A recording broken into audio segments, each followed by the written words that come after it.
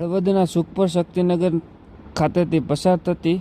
ધાંગધ્રા બ્રાન્ચની નર્મદા કેનાલમાં સફાઈનો અભાવ, ધારાસભ્યની રજૂઆતોને ઘોળીને પી જતા અધિકારીઓ બાબતે પ્રાપ્ત માહિતી મુજબ હળવદ તાલુકાના સુખપર અને શક્તિનગર ખાતેથી પસાર થતી ધાંગધ્રા બ્રાન્ચની નર્મદા કેનાલમાં છેલ્લા 1.5 મહિનાથી પાણી કેનાલની સાફસફાઈ અને મરામત માટે બંધ કરવામાં આવ્યું હોય, જે પાણી આગામી 31 તારીખ સુધીમાં ફરી છોડવામાં આવનાર હોય ત્યારે શક્તિનગર અને સુખપર વચ્ચેથી પસાર થતી નર્મદા કેનાલમાં સાફસફાઈ અને મરામત કામગીરીનું નર્યું જૂઠું આ વિડીયો પરથી સ્પષ્ટ થઈ રહ્યું છે, જેમાં હળવદના ધારાસભ્ય પ્રકાશભાઈ વરમોરા અને મોરબીના ધારાસભ્ય કાંતિલાલ અમૃતિયા દ્વારા અનેક વખત કેનાલની સાફસફાઈ બાબતે અધિકારીઓને સૂચના આપવામાં આવી હોવા છતાં અહીં કેનાલની સાફસફાઈ અને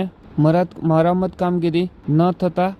આ કેનાલના જવાબદાર અધિકારીઓ ધારાસભ્યની રજૂઆતો પણ ઘોળીને પી ગયા હોય તેવું સ્પષ્ટ જણાઈ રહ્યું છે।